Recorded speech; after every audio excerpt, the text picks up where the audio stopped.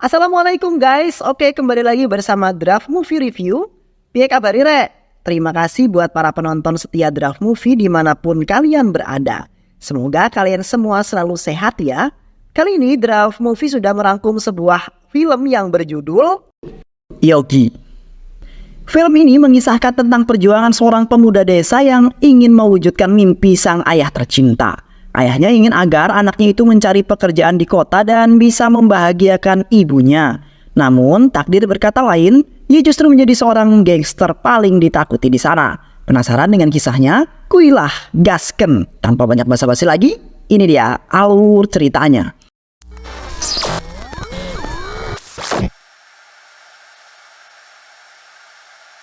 Film ini diawali dengan seorang pemuda yang sedang menari-nari. Pemuda itu bernama Eswar.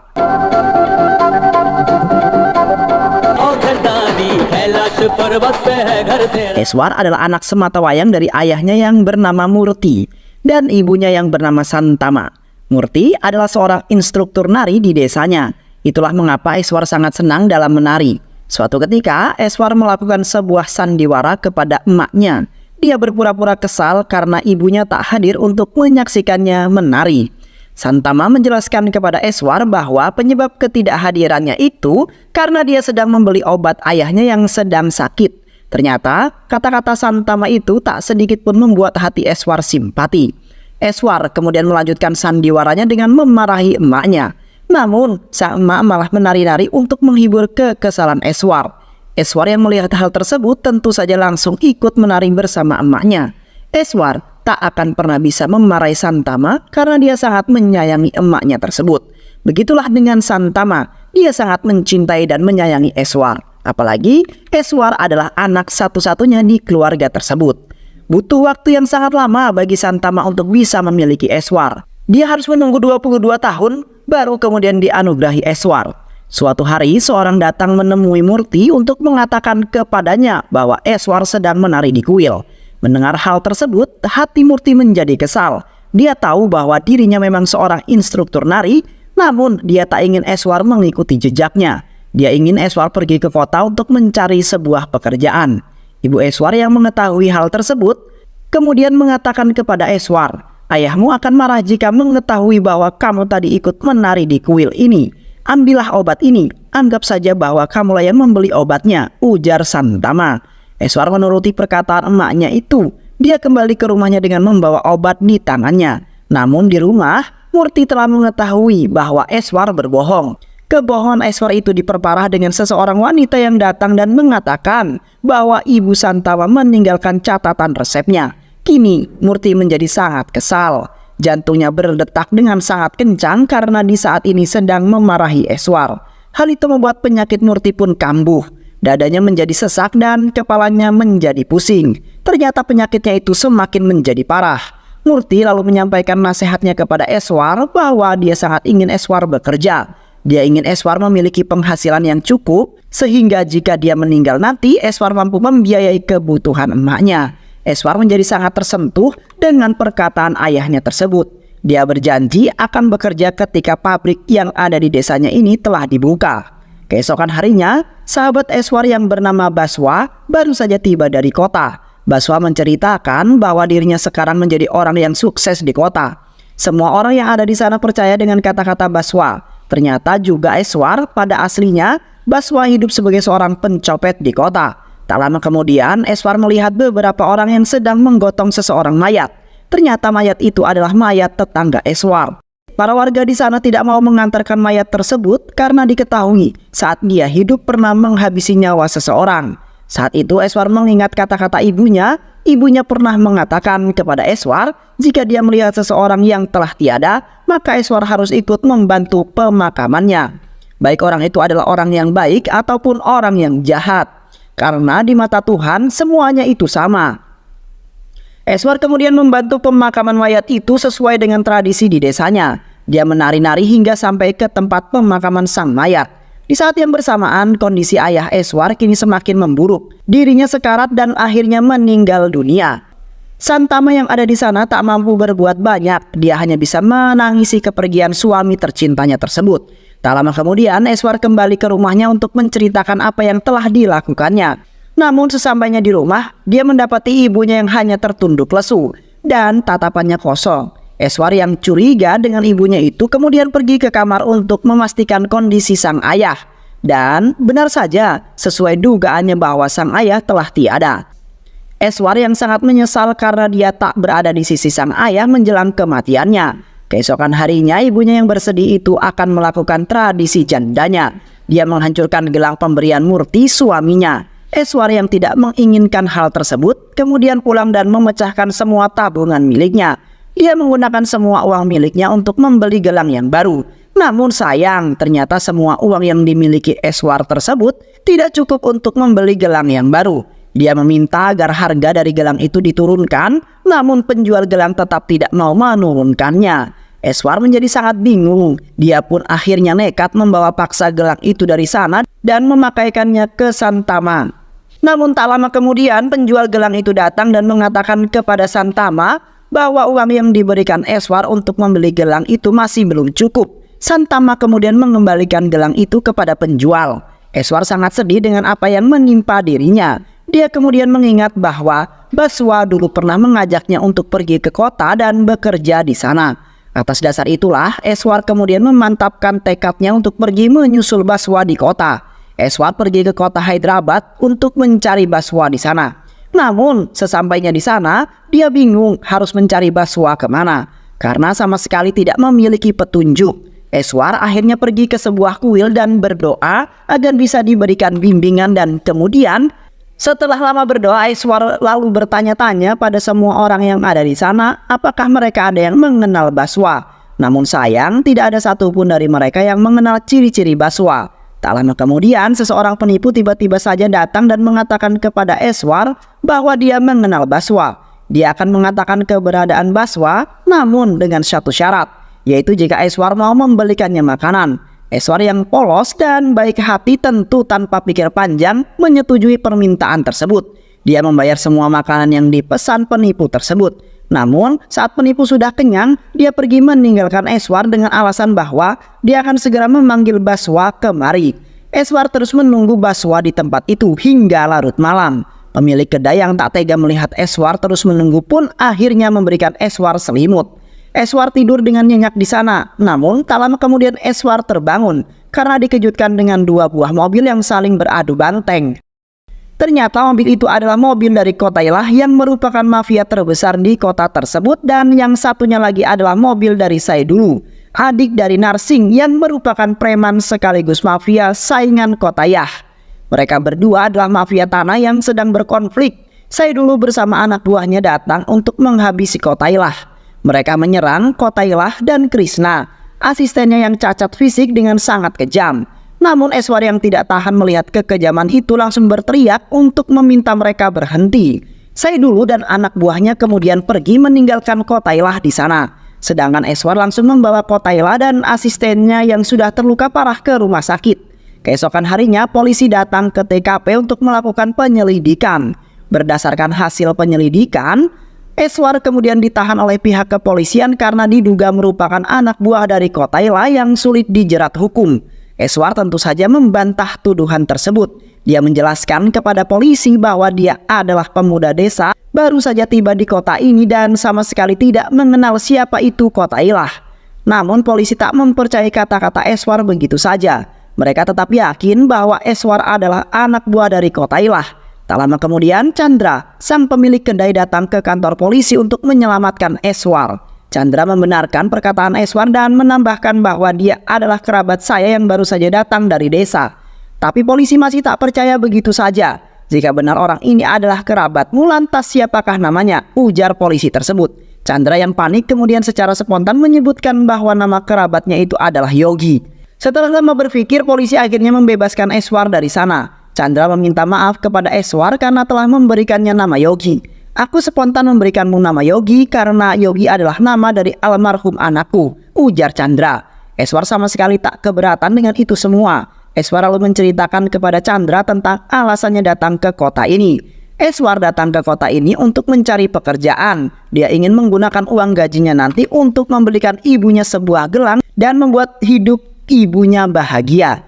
Chandra terharu mendengar niatan itu. Dia kemudian mempekerjakan Eswar di kedai warung miliknya. Itulah awal dari Eswar yang kini lebih dikenal dengan nama Yogi.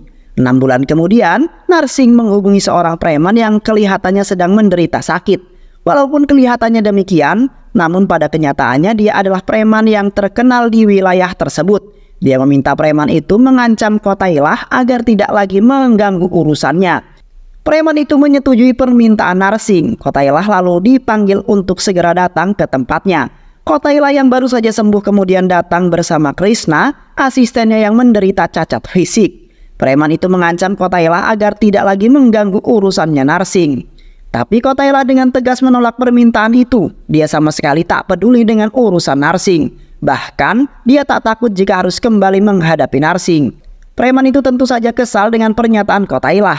Dia lalu berteriak dengan sangat keras sambil menghina Kotailah. Hinaan itu membuat Krishna tersulut emosi. Krishna lalu berlari mendekati preman itu dan menghabisinya. Kotailah sangat bangga kepada Krishna karena walaupun dia cacat, tapi Krishna memiliki loyalitas yang sangat tinggi pada dirinya. Setelah beberapa bulan bekerja sebagai karyawannya Chandra, Yogi sekarang sudah berhasil membeli gelang yang akan dia berikan pada sang ibu tercintanya. Yogi sangat berterima kasih kepada Chandra. Dia mengatakan akan segera pulang ke desanya untuk memberikan gelang ini pada sang ibu tercinta. Namun sebelum pulang, Chandra meminta Yogi untuk mengantarkan teh yang sudah dipesan kepada seorang pelanggan. Yogi berjalan sambil melihat gelang tersebut dan membayangi wajah ibunya yang pasti sangat bahagia. Sesampainya di sana, ternyata orang yang memesan teh itu adalah Saidulu dan anak buahnya. Saidulu masih mengingat bahwa Yogi adalah pemuda yang waktu itu menyelamatkan Kotailah. Saidulu lalu menghubungi Narsingh, kakaknya, dan menceritakan tentang aksi Yogi yang menyelamatkan Kotailah. Narsingh yang mendengar cerita itu tentu saja marah dan menganggap bahwa Yogi adalah penghalang yang harus dilenyapkan. Yogi lalu diserang dan dihajar oleh Saidulu, namun Yogi sama sekali tak membalasnya. Namun ketika Saidulu menghina ibunya Yogi, Yogi seketika menjadi murka dan langsung menghajar mereka semua. Mereka semua dikalahkan Yogi dengan sangat mudah. Tak lama kemudian Narsingh datang ke tempat itu dan menghentikan aksi Yogi yang terus menghajar Saidulu. Narsingh meminta Yogi untuk mendekat, namun ternyata dia malah merampas gelang ibunya Yogi dan menginjaknya dengan sangat angkuh. Tindakan Narsingh itu membuat Yogi jadi semakin murka. Yogi lalu menangkap Narsingh dan melemparnya dari atas gedung. Namun lemparan itu ternyata tak mampu menghabisi Narsingh. Yogi yang mengetahui bahwa Narsingh masih hidup, lalu turun ke bawah dan mengejarnya. Dia lalu menebas dan menghabisi Narsingh di depan semua orang. Orang-orang yang ada di sana sangat mengetahui siapa Narsingh yang sebenarnya. Dia adalah mafia, sekaligus preman yang sangat ditakuti di wilayah tersebut. Sehingga, jika ada yang berhasil menghabisinya, tentu saja mereka akan sangat bahagia. Sementara itu, Yogi yang telah menghabisi Narsingh justru menangis sambil memegang gelang milik ibunya. Dia tak menyangka karena amarahnya itu dia malah membunuh seseorang. Berita kematian Narsingh kemudian menyebar ke seluruh penjuru Hyderabad. Berita itu menjadi topik hangat baik di kalangan preman maupun di kalangan masyarakat. Para preman di berbagai penjuru Hyderabad penasaran siapakah orang yang telah berhasil menghabisi Narsingh. Beberapa saat kemudian Yogi berhasil ditangkap oleh pihak kepolisian. Para preman di seluruh Hyderabad datang berbondong-bondong hanya untuk melihat Yogi. Saidulu lalu menghubungi seorang inspektur yang bertugas di sana. Dia meminta agar inspektur mengumpulkan semua tahanan yang dinilai paling jago untuk segera menghabisi Yogi. Semua pintu kemudian ditutup agar tidak ada preman dari luar yang bisa membantu Yogi. Yogi kemudian dibawa ke hadapan tahanan jagoan itu. Kini semua preman yang ada di luar sudah mengetahui wajah Yogi si pembunuh Narsingh. Mereka sangat kagum atas keberanian Yogi, bahkan banyak dari mereka yang ingin menjadi anak buah Yogi. Singkat cerita, pertarungan antara Yogi dan para tahanan sudah dimulai. Mereka secara bersama-sama hendak menghabisi Yogi. Namun Yogi dengan sangat mudah menghajar dan mengalahkan mereka semua. Sementara itu, inspektur yang tadi memerintahkan agar Yogi segera dihabisi ternyata sedang dipukuli oleh beberapa polisi. Polisi-polisi itu adalah anak buah dari atasan inspektur yang merupakan polisi jujur. Polisi jujur kemudian bertanya kepada Yogi apakah dia memiliki keluarga di Hyderabad. Mendengar pertanyaan itu membuat hati Yogi menjadi sedih. Di tempat lain, ternyata Santama, ibunya Yogi, datang ke kota Hyderabad untuk mencari Yogi. Dia khawatir karena Yogi tak kunjung pulang ke rumahnya setelah sekian lama. Dia pergi ke Hyderabad hanya bermodalkan nekat saja. Dia tidak tahu kemana harus pergi, kemana untuk mencari Yogi. Di sisi lain, seorang mahasiswa jurnalistik bernama Nandini tampak sedang dikejar-kejar oleh beberapa pria, hingga dia tak sengaja menabrak Santama yang kebetulan lewat di sana. Nandini kemudian membereskan berkas-berkasnya sambil meminta maaf kepada Santama.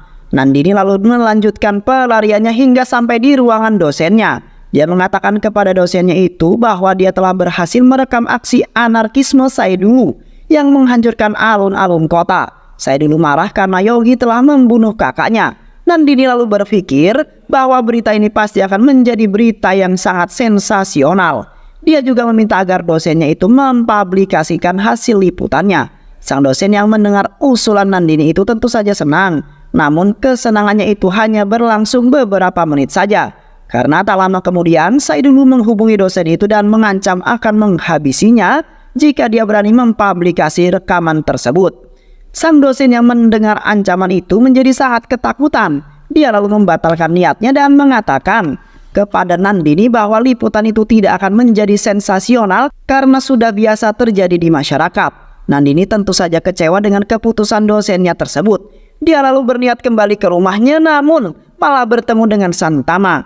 Santama sengaja menunggu Nandini karena saat bertabrakan tadi foto Yogi atau Eswar tak sengaja terbawa oleh Nandini. Nandini lalu memberikan foto itu kepada Santana. Karena saat itu hujan turun dengan deras, Nandini lalu mengajak Santana untuk berteduh dulu di rumahnya. Di perjalanan, Santana menceritakan alasannya datang ke kota Hyderabad. Nandini kemudian bertanya kepada Santana siapa nama putranya itu. Eswar Chandra Prasad, itulah nama anakku, ujar Santana. Karena kasihan dengan Santana, Nandini kemudian meminta Santana untuk tinggal saja di rumahnya sambil mencari putra tercintanya. Usut punya usut, ternyata Nandini tinggal bersama pamannya di rumah yang terbilang lumayan besar. Dia juga diketahui sangat suka kepada anak-anak. Hal ini dapat dilihat dari anak-anak kecil yang sering bermain di rumahnya. Beberapa hari kemudian, Nandini meminta Santana untuk menyerahkan foto Eswar putranya itu. Karena Nandini akan mencetaknya dan menyebarkan ke seluruh penjuru Hyderabad. Namun sayangnya, foto yang dimiliki oleh Santana hanyalah foto Eswar saat masih kecil. Walaupun begitu, Nandini tidak pantang menyerah. Dia yakin jika Eswar melihat foto itu, dia pasti menyadari bahwa ibunya sedang mencarinya di kota ini. Di sisi lain, Yogi ternyata baru saja bebas dari penjara. Banyak media dan jurnalistik yang datang untuk meliput berita bebasnya juga. Termasuk juga Nandini. Dia hadir di sana untuk meliput berita bebasnya Yogi tersebut. Ternyata Yogi tidak bebas secara murni. Dia bebas karena mendapat jaminan dari Kota Ilah. Kota Ilah membebaskan Yogi untuk membayar hutang dahulu karena Yogi telah menyelamatkan dirinya. Kota Ilah juga meminta agar Yogi bisa bergabung bersamanya untuk menguasai kota Hyderabad. Namun Yogi menolak tawaran Kota Ilah. Dia mengatakan kepada Kota Ilah bahwa dia hanya ingin kembali ke desanya untuk hidup damai bersama sang ibu tercinta. Yogi kemudian pergi dari sana, namun langkahnya dihalangi oleh salah satu anak buah Kota Ilah. Yogi pada awalnya tidak ingin meladeni anak buah Kota Ilah, namun karena dia mengeyel, tak mau pergi dari hadapan Yogi, Yogi kemudian membantai anak buah Kota Ilah itu hanya dengan sekali pukulan. Hal itu membuat Kota Ilah tercengang dengan kekuatan Yogi. Dia lalu membiarkan Yogi pergi dari sana. Yogi ternyata pergi hanya untuk kembali ke warung kedainya. Baru saja sampai di sana, semua orang langsung menyambutnya dengan panggilan bos. Yogi tak mengerti dengan apa yang sedang terjadi. Dia lalu bertanya kepada Chandra, dan Chandra kemudian menjelaskan bahwa sekarang nama Yogi telah dikenal sebagai nama pahlawan. Hanya menyebutkan nama Yogi saja, maka semua urusan akan selesai saat itu juga.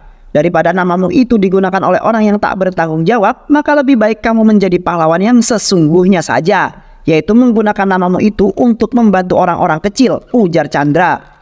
Di sisi lain, seorang pria yang merupakan pacar sahabat Nandini yang bernama Karin dipukuli oleh beberapa preman. Mereka mengatakan bahwa semua ini mereka lakukan karena disuruh oleh kakaknya Karin.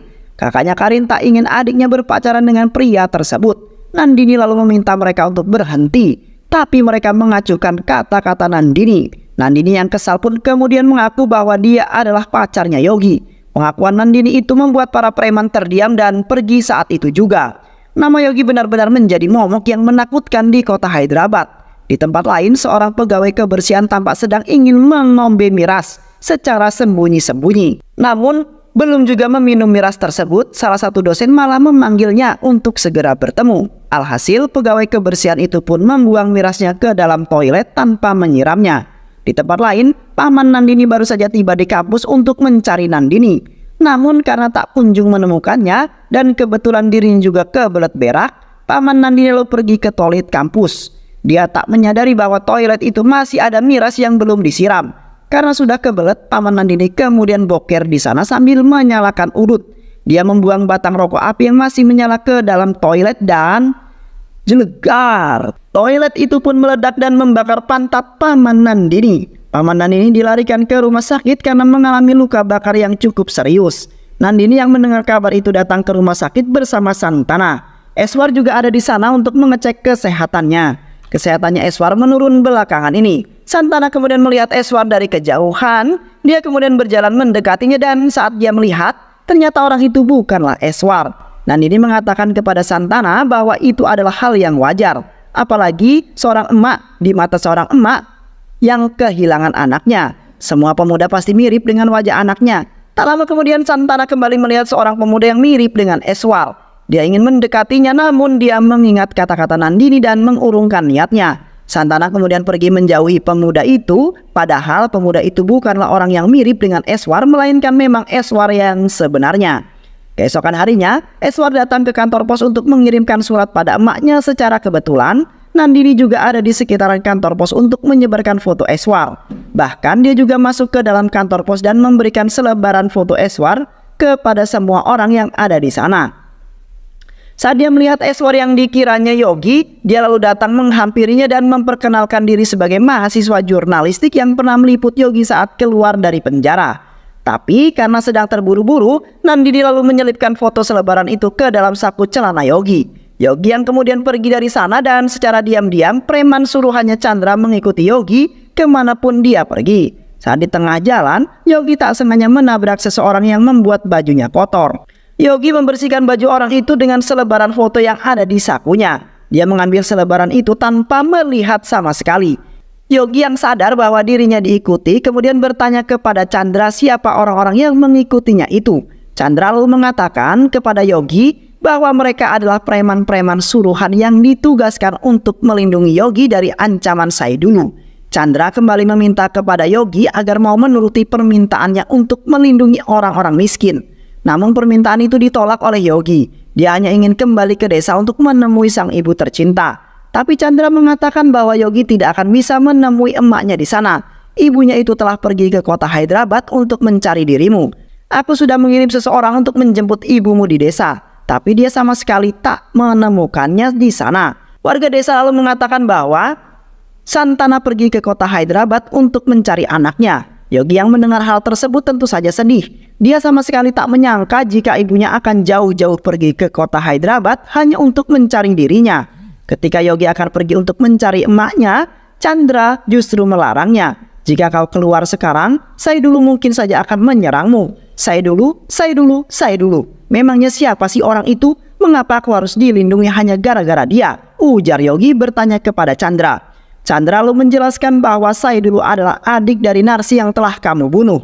Mereka berdua adalah preman dan juga mafia tanah di wilayah ini. Banyak tanah orang-orang miskin yang direbut paksa oleh mereka. Mereka memperlakukan orang-orang miskin itu dengan sangat kejam. Jika mereka tidak mau menyerahkan tanahnya, itulah mengapa aku memintamu untuk menjadi pahlawan bagi mereka. Menjadi pelindung bagi orang-orang miskin yang teraniaya. Tak lama kemudian Yogi hendak pergi dari rumah Chandra setelah semua orang yang ada di sana tertidur pulas. Dia dibantu oleh Cotu, pegawainya Chandra, untuk keluar dari rumah tersebut. Namun di tengah aksi pelariannya itu, dia tak sengaja melihat sebuah bayangan orang yang sedang melintas. Yogi mengikuti kemana bayangan itu pergi. Ternyata bayangan itu berasal dari anak buah Saidulu yang dikirim untuk menghabisi Yogi. Namun bukannya berhasil menghabisi Yogi, justru Yogi lah yang malah menghabisi orang tersebut. Yogi lalu pergi ke markas Saidulu dan menghabisi semua orang yang ada di sana. Chandra sangat senang dengan keberanian Yogi. Sejak kejadian itu Yogi kemudian memantapkan tekadnya untuk membantu orang-orang miskin. Dia juga sudah memantapkan akan menggunakan nama Yogi di kehidupannya. Yogi kemudian mulai bergerak mengancam para penjahat yang sudah mengambil tanah milik warga. Dia menjelma sebagai sosok yang menakutkan bagi preman-preman yang bekerja di bawah naungan Saidulu. Dia juga menghancurkan usaha milik Saidulu hingga banyak mengalami kerugian. Aksi kepahlawanan Yogi tidak hanya di dunia pertahanan saja, dia juga hadir di dalam dunia kesehatan. Dia mengancam seorang dokter yang enggan mengoperasi pasien yang merupakan keluarga orang miskin. Ancaman Yogi membuat nyali dokter itu ciut. Dia akhirnya secara terpaksa mematuhi keinginan Yogi dan melakukan operasi pada pasien miskin tersebut. Usut punya usut, ternyata aksi Yogi itu direkam oleh Nandini yang sedang mengerjakan tugas akhir kuliahnya. Nandini yang melihat keberanian Yogi entah mengapa mulai jatuh cinta pada dirinya. Singkat cerita, kini Yogi telah menjadi orang yang terbilang sukses. Apa yang dia inginkan semua bisa didapatkan. Namun dia malah memikirkan bagaimana caranya agar bisa menemukan emaknya. Chandra kemudian menyarankan agar Yogi melakukan live streaming saja di televisi, sehingga semua orang pasti bisa melihatnya. Yogi menyetujui saran dari Chandra. Dia lalu melakukan live di televisi. Nandini yang melihat live streaming itu berniat untuk memberitahukan orang yang dicintainya kepada Santana. Namun baru saja Santana datang, siaran live itu tiba-tiba terputus karena salah satu dari tower listrik meleduk. Beberapa waktu kemudian, Saidulu yang sudah mulai kehilangan kuasanya datang menemui Kotailah dan meminta maaf pada dirinya. Bahkan Kotailah siap untuk bergabung ke dalam kelompok Saidulu. Kotailah yang mendengar hal tersebut tentu saja senang dan dia dengan senang hati menerima permintaan Saidulu. Karena jika Saidulu bergabung ke dalam kelompoknya, maka otomatis kota Hyderabad berada di bawah kendalinya. Kotailah kemudian mengajak Saidulu untuk bertemu dengan Yogi. Saidulu menyampaikan permintaan maafnya karena telah menyerang Yogi. Kotailah juga meminta agar Yogi memaafkan Saidulu. Dia terus memaksa Yogi untuk menggandeng tangan Saidulu sebagai tanda permintaan maaf diterima. Tak hanya itu, Kotailah juga kembali mengajak Yogi untuk bekerja sama dengannya. Namun permintaan itu ditolak Yogi. Yogi tak ingin merugikan masyarakat kecil. Setelah urusannya selesai, Yogi kemudian pergi dari sana. Namun langkahnya berhenti ketika ada salah satu anak buah Kotailah menghadangnya. Kotailah yang melihat kelakuan anak buahnya itu langsung memarahinya. "Jangan halangi langkahnya, biarkan dia pergi," ujar Kotailah. Kotailah melakukan itu semua karena dia tak ingin ada salah satu anak buahnya yang kembali tewas seperti yang dulu pernah terjadi. "Kau beruntung karena Yogi masih bersabar, karena jika tidak, kau pasti sudah tewas sekarang karena satu hantaman dari Yogi," ujar Kotailah yang memarahi anak buahnya. Saidulu yang melihat keangguhan Yogi itu kemudian merasa kesal. Dia menghasut Kotailah untuk segera menghabisi Yogi. "Jika kita tidak menghabisi Yogi sekarang, maka dia bisa menjadi mengambil semua kekuasaanmu suatu hari nanti," ujar Saidulu. Kotailah sempat termakan hasutan Saidulu, namun Krishna asistennya mengingatkan kepada Kotailah bahwa mereka tidak boleh melakukan hal itu karena Yogi pernah menyelamatkannya dulu. Kotailah menjadi bingung. Namun setelah berpikir beberapa saat, dia menyetujui pendapat Saidulu. Kotailah dan kelompoknya bersiap untuk menyerang Yogi. Keesokan harinya, Nandini datang menemui Yogi untuk meminta izin agar Yogi bersedia untuk diwawancarai. Nandini akan menulis artikel tentang Yogi sebagai bahan skripsinya nanti. Yogi pada awalnya menolak untuk diwawancarai. Tapi karena Nandini terus memaksanya, Yogi akhirnya setuju dan diwawancarai. Yogi lalu menceritakan semua kisahnya mulai dari awal saat dia datang ke kota Hyderabad hingga saat dia bisa menjadi seperti sekarang ini. Namun di tengah acara wawancara itu, salah satu anak buah Yogi ditembak oleh Saidulu dari kejauhan. Yogi yang mengetahui hal tersebut tentu saja marah. Dia berlari mengejar Saidulu, namun Saidulu berhasil melarikan diri. Yogi kemudian pergi bersama anak buahnya untuk mencari Saidulu ke markas Kotailah. Setelah beberapa saat melakukan pencarian, mereka tak kunjung menemukan Saidulu di sana. Yogi lalu memperingati Kotailah untuk tidak macam-macam dengannya. Karena jika Kotailah berani mencapkan taringnya, Yogi memastikan akan menebas leher Kotailah. Yogi bersama anak buahnya kemudian pergi dari sana. Tak lama kemudian, Saidulu muncul di hadapan Kotailah. Ternyata Kotailah sudah merencanakan ini semua. Dia menyembunyikan Saidulu setelah aksi penembakan itu. Di sisi lain, Krishna yang sedang berjalan bersama Kotailah kembali memperingati tuannya itu untuk tidak melawan Yogi. Krishna mengingatkan Kotailah tentang kebaikan yang pernah Yogi lakukan kepada mereka dan keburukan yang pernah Saidulu lakukan hingga hampir menewaskan mereka.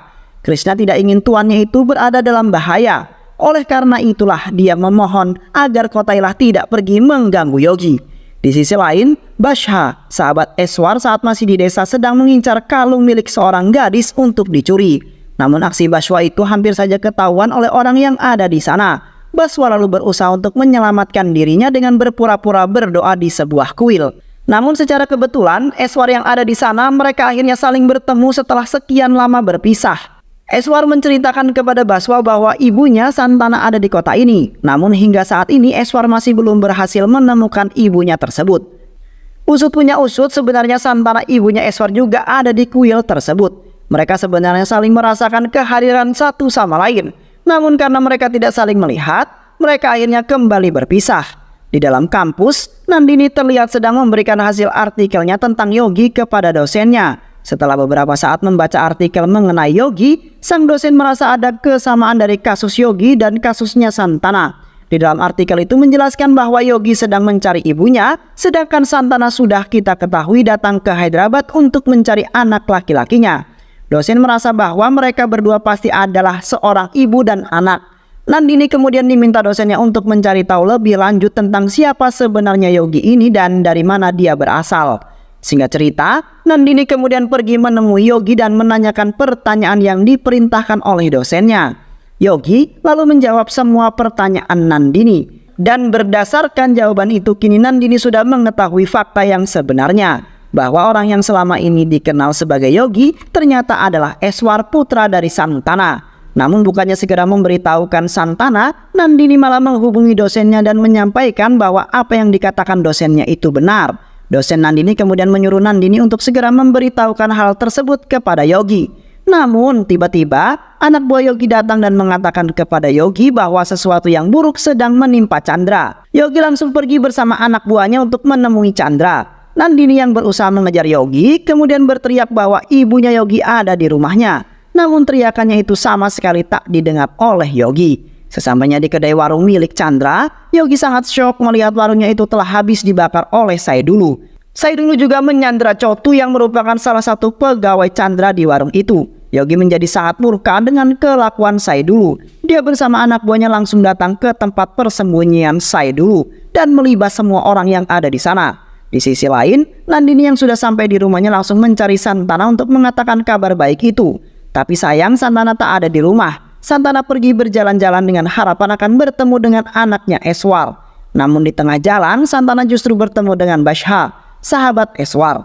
Basha mengatakan kepada Santana bahwa dia kemarin bertemu dengan Eswar. Dia juga mengetahui di mana alamat Eswar tinggal. Santana yang mendengar hal tersebut tentu saja menjadi sangat bahagia. Basha kemudian mengajak Santana untuk pergi ke alamat Eswar. Namun mereka tak mendapati Eswar di sana. Mereka lalu bertanya kepada orang-orang yang ada di sana, apakah mereka melihat Eswar? Namun tak ada satupun orang yang mengetahui keberadaannya. Mereka bahkan tak mengenal siapa itu Eswar. Baswa dan juga Santana tak berhasil mengetahui keberadaannya karena mereka menanyakan tentang keberadaan Eswar, bukan keberadaan Yogi. Sedangkan orang-orang yang di sana mengenal Eswar dengan nama Yogi. Baswa kemudian mengajak Santana untuk pergi ke kuil karena dia mengetahui bahwa Eswar akan berdoa di kuil setiap hari Senin. Tak lama kemudian Yogi yang sedang berlari mengejar Saidulu berada di persis belakang Santana. Namun Santana sama sekali tak melihat menoleh ke belakang. Saidulu kini berada di posisi tersudut. Dirinya yang sudah tak dapat melarikan diri lagi kemudian memohon ampun kepada Yogi. Yogi yang tak ingin ada perselisihan lagi kemudian menerima permintaan maaf itu dari Saidulu dan segera pergi meninggalkannya. Saidulu yang ternyata hanya berpura-pura kemudian memanfaatkan momen tersebut untuk menghabisi Yogi. Namun Yogi yang terlebih dahulu mengetahui niat busuknya itu langsung menebas Saidulu hingga tewas di tempat. Di sisi lain, Baswa dan juga Santana baru saja tiba di kuil. Namun tak lama kemudian beberapa anggota kepolisian datang untuk membawa Baswa ke kantor polisi. Baswa kemudian meminta Santana untuk tetap menunggunya di kuil karena dia akan menyelesaikan masalah ini dengan segera. Yogi yang sudah mengingat bahwa hari ini adalah hari Senin berniat kembali ke kuil untuk memanjatkan doa. Namun anak buahnya melarang Yogi pergi ke sana. Kamu baru saja menghabisi Saidulu di sana. Sangat berbahaya bagimu jika kembali ke sana saat ini juga. Yogi sebenarnya masih sangat ingin pergi ke sana, namun anak buahnya kembali merayu Yogi untuk mengurungkan niatnya itu. Di sisi lain Santana masih terus menunggu Yogi walaupun malam itu hujan turun dengan sangat deras. Sedangkan Yogi menangis karena merasa bersalah tidak melakukan doa. Keesokan harinya Baswa kembali pergi untuk mengunjungi kuil. Dia membangun Santana yang sedang duduk di sana. Tapi bukannya bangun, Santana justru malah terjatuh. Ternyata Santana sudah lama meninggal dunia sebelum Baswa membangunkannya. Baswa shock mengetahui kebenarannya itu. dia hanya bisa menangis sambil menunggu kehadiran Eswar. Namun saat pendeta dan pihak pengurus kuil meminta agar mayat Santana segera dipindahkan dari kuil ini, di sisi lain Yogi bersama anak buahnya ternyata sedang dalam perjalanan menuju kuil. Tapi tak lama, mobil mereka kemudian malah mogok di tengah jalan. Yogi dan anak buahnya terpaksa harus berjalan kaki menuju kuil. Sementara itu Bashwa akhirnya menyewa beberapa orang untuk membawakan mayat Santana pergi dari kuil tersebut. Pihak kepolisian yang melihat Bashwa ada di sana kemudian memberhentikan dan kembali mengamankannya. Mereka curiga jika Bashwa yang ada di sekitar mayat itu akan beraksi untuk mencuri perhiasan yang masih menempel di tubuh mayat. Orang-orang yang disewa Bashwa tetap melanjutkan perjalanan untuk membawa mayat Santana ke tempat peristirahatan terakhirnya. Namun di tengah jalan mereka berpapasan dengan Yogi. Yogi yang masih mengingat pesan dari ibunya untuk membantu siapapun yang telah wafat, kemudian meminta izin kepada mereka agar diizinkan untuk ikut membantu. Yogi bahkan melakukan tarian seperti tradisi yang biasa dilakukan di desanya, tanpa mengetahui bahwa jasad itu adalah jasad ibunya. Tak lama kemudian, kain penutup wajah Santana terbuka karena terhembus oleh angin. Anak-anak yang biasa main ke rumah Nandini melihat wajah Santana dari dalam bus.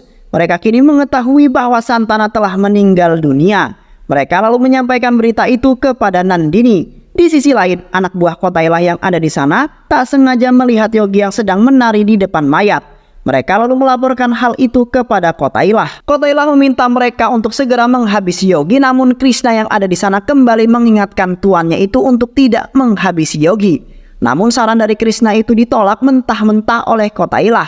Dia bahkan memarahi Kotailah dengan mengatakan bahwa Kotailah tidak memiliki hak untuk mengatur keputusannya, karena Krishna adalah anjing peliharaannya. Krishna yang mendengar kata-kata itu tentu saja marah. Dia murka dan langsung menghabisi Kotailah saat itu juga. Krishna yakin jika Kotailah saja tega membunuh Yogi, sang penyelamat hidupnya, maka dia juga pasti tega membunuh Krishna suatu hari nanti. Kini, Yogi dan rombongan orang-orang yang disewa Bashwa telah sampai di tempat pengkremasian. Namun Yogi yang belum menyadari bahwa jenazah itu tidak ada di karangan bunga berniat untuk membelikannya. Petugas kremasi mengatakan kepada Yogi bahwa dia hanya memiliki waktu 10 menit karena kebetulan listrik juga sedang mati.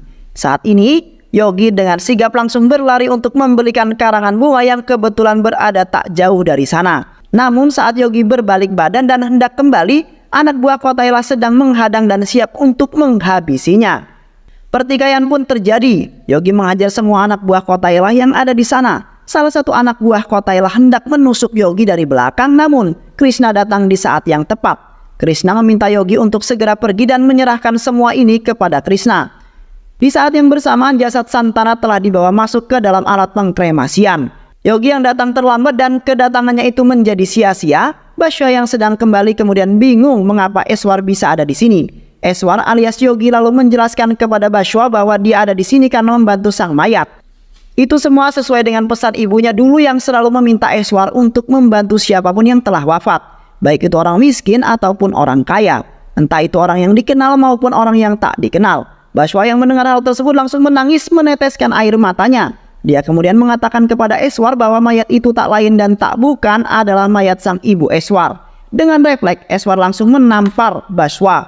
Dia sama sekali tak mempercayai kata-kata Bashwa. Tapi tak lama kemudian Nandini datang bersama anak-anak yang bisa main ke rumahnya. Nandini lalu membenarkan perkataan Bashwa dan salah satu dari anak tersebut juga menjelaskan kepada Yogi bahwa jasad itu memanglah jasad ibu Santana. Aku melihat wajah ibu Santana saat tadi berada di dalam bus. Saat itu kain penutup wajah ibu Santana terbuka karena hembusan angin, ujar anak tersebut. Anak itu juga menambahkan bahwa selama ini ibu Santana tinggal di rumah Nandini. Nandini lalu memberikan semua barang-barang Santana kepada Yogi sebagai buktinya. Yogi langsung menangis dan mengamuk di sana. Namun sayang, amukannya itu tidaklah berguna karena Santana sudah menjadi abu sekarang. Takdir memanglah sangat kejam karena tidak mengizinkan kedua ibu dan anak itu bertemu. Yogi lalu menganggap bahwa ini semua adalah karma bagi dirinya karena selalu berbuat jahat dan ibunya lah yang menanggung semua dosa-dosa itu. Yogi hanya bisa menangis sejadi-jadinya karena tak bisa melihat wajah sang ibu untuk yang terakhir kalinya. Namun di tengah tangisan itu dia mendengar suara sang ibu yang mengajaknya menari bersama. Kini Yogi benar-benar yakin bahwa sang ibu memang sudah tiada. Yogi hanya bisa mampu berteriak memanggil ibunya. Dan film pun selesai.